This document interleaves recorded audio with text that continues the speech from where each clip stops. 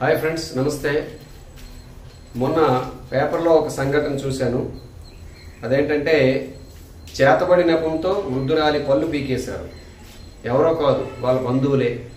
చూడండి, ఇక్కడ ద్వారకా తిరుమల మండలం మత్తేవారిగూడెంలో జరిగినటువంటి ఘటన ఇది.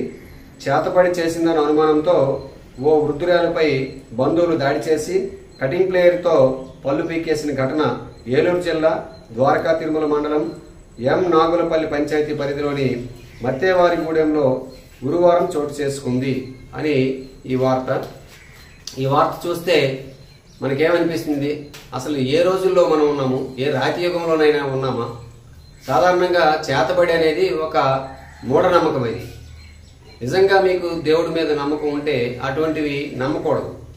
ఎందుకంటే కాంతి ఉంది అని మీరు నమ్మితే చీకటి అనేది లేదు. ఎందుకంటే కాంతి లేకపోవడమే చీకటి.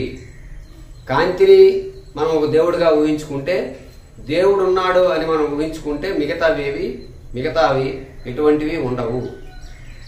కాంతి ఉన్నప్పటి చోట ఎప్పుడైనా చీకటి అనేది ఉంటుందా? కాంతి లేకుండా చేస్తేనే చీకటి వస్తుంది. కాబట్టి దేవుడి మీద మీరు నమ్మకం పెట్టుకోండి.